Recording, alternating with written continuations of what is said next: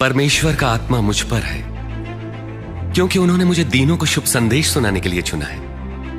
उन्होंने मुझे भेजा है कि मैं बंदियों को मुक्ति और अंधों को दृष्टि पाने का संदेश दूं, सताए हुए लोगों को मुक्त करने के लिए और यह घोषणा करने के लिए कि समय आ गया है जब परमेश्वर अपने लोगों को बचाए।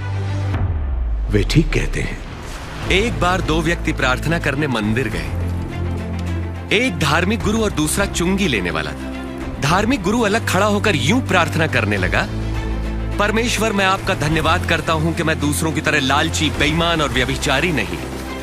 मैं आपका धन्यवाद करता हूं कि मैं इस चुंगी लेने वाले जैसा नहीं। सप्ताह में 2 बार उपवास रखता हूं, आमदनी का 10वां आपको देता हूं। परंतु चुंगी लेने वाले ने दूर ही खड़े होकर स्वर्ग की ओर आंखें उठाए बिना अपनी छाती पीट पीट कर यह कहा, हे परमेश्वर, मुझ पापी पर दया कर। मैं तुमसे कहता हूं, धार्मिक गुरु नहीं परंतु यही चुंगी लेने वाला परमेश्वर की दृष्टि में धर्मी ठहरा और अपने घर गया।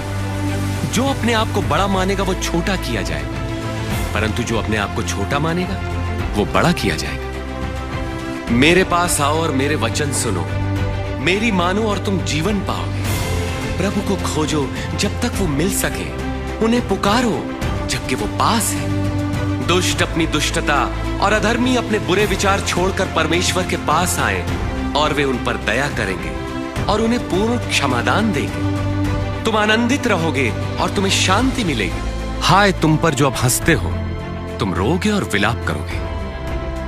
अफसोस जब लोग तुम्हारी बड़ाई करें, क्योंकि उनके पूर्वजों ने भी झूठे भविष्यवक्ताओं के लिए यही किया। पर मैं तुम लोगों से कहता हूं, शत्रुओं से प्रेम रखो, घृणा करने वालों का भला करो, जो श्राप दे उन्हें आशीष दो, बुरा करने वालों के लिए प्रार्थना करो। तुम्हारे एक गाल पर कोई थप्पड़ मारे तो उसकी ओर दूसरा भी फेर दो। कोई तुम्हारा अंगरखा ले तो अपनी कमीज भी उसे दे दो। किसी भी मांगने वालों को मना मत करो। यदि कोई तुम्हारी वस्तु ले ले तो उसे वापस मत मांगो। तुम वही करो जैसा व्यवहार तुम दूसरों से चाहते हो। यदि तुम अपनों से प्रेम रखने वालों से प्रेम रखते हो तो तुम्हें आशीष क्यों कर मिलेगी? पापी भी अपने प्रेम रखने वालों से प्रेम रखते हैं। और यदि स्वयं पर भलाई करने वालों की भलाई करते हो तो तुम क्यों कर आशीष पाओगे? पापी भी ऐसा ही करते हैं।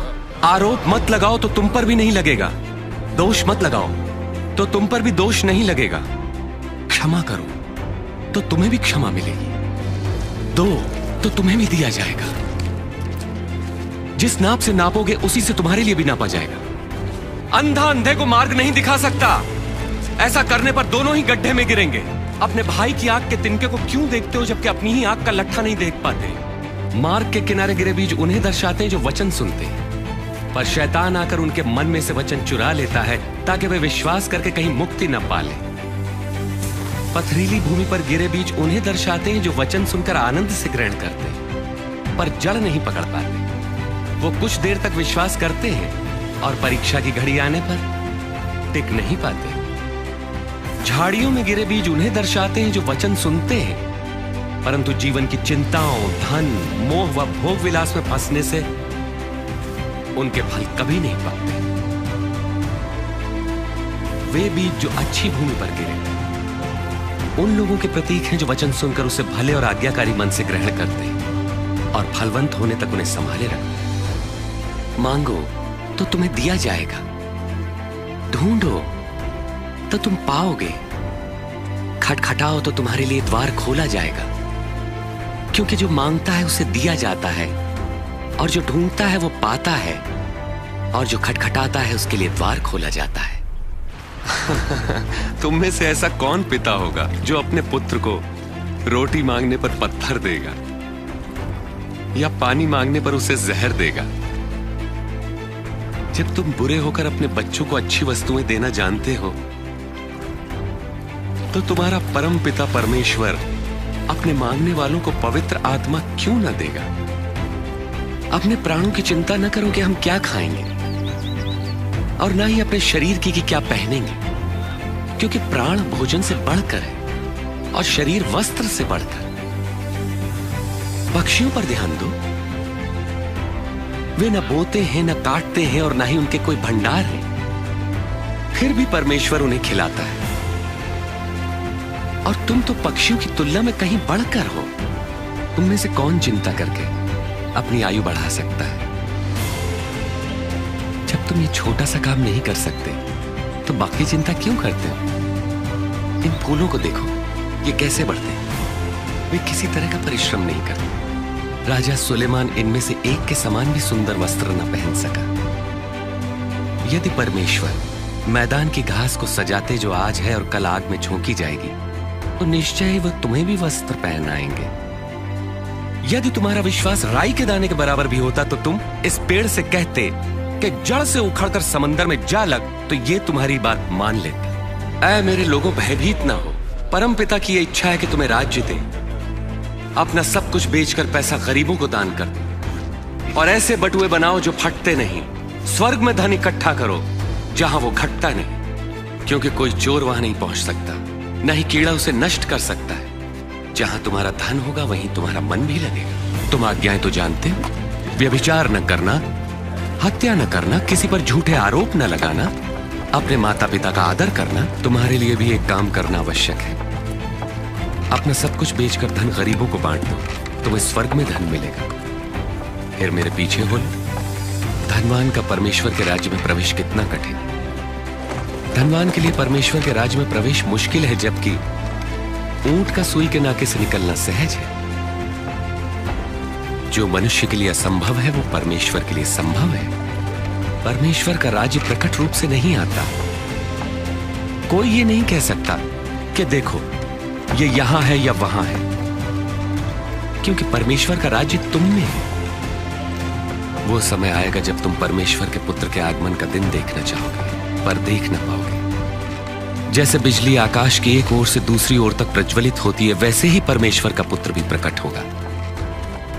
परंतु पहले उसे बहुत दुख उठाना होगा और इस युग के लोग उसका तिरस्कार करेंगे। मैं कहता हूं, जो तुम देखते और सुनते हो, बहुत से भविष्यवक्ताओं और राजाओं ने देखना और सुनना चाहा, परंतु ऐसा न कर सके। धर्मशास्त्र क्या कहता है? इसका क्या अर्थ है? तुम अपने प्रभु परमेश्वर को संपूर्ण हृदय, संपूर्ण प्राण, संपूर्ण सामर्थ्य, संपूर्ण मन से प्रेम करो। पड़ोसी को अपने समान प्रेम करो। तुमने ठीक कहा, यही करो तो जीवित रहोगे। एक बार एक मनुष्य ने अंगूर की बारी लगाई, उसे ठेके पे देकर लंबे समय के लिए कहीं चला गया। जब अंगूरों को इकट्ठा करने का समय आया तो उसने अपने एक दास को भेजा कि फसल में उसका हिस्सा उससे मिल सके, परंतु ठेकेदारों ने उसे पीटकर खाली हाथ भगा दिया। तब उसने दूसरे दास को भेजा, पर ठेकेदारों ने उसे भी पीटा और अपमानित करके उसे भी खाली हाथ लौटा दिया। तब उसने तीसरे दास को भेजा, किंतु ठेकेदारों ने उसे मार पीट के बाग के बाहर धकेल दिया।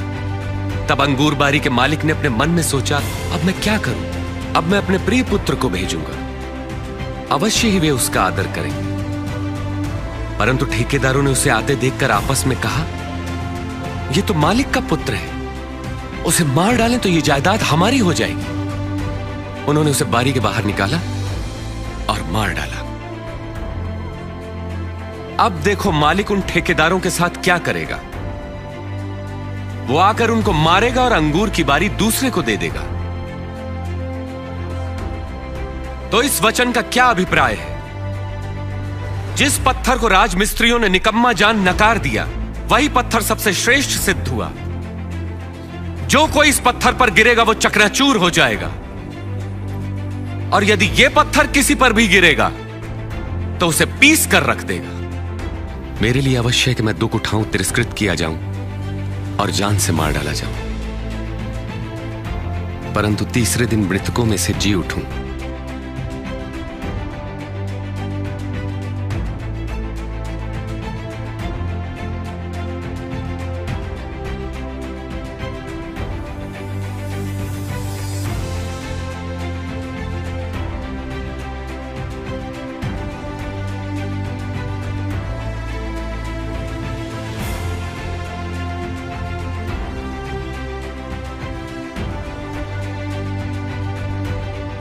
वो समय आएगा जब तुम परमेश्वर के पुत्र के आगमन का दिन देखना चाहोगे, पर देख ना पाओगे।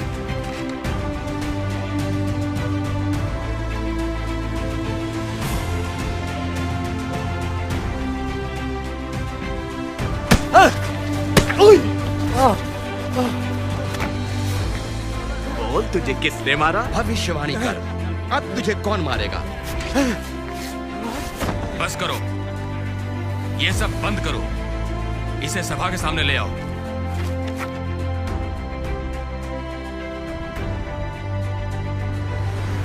हमें बता, क्या तू ही मसीह है? यदि मैं बताऊंगा तो तुम विश्वास न करोगे। यदि मैं तुमसे प्रश्न पूछूं तब तुम उत्तर न दे सकोगे।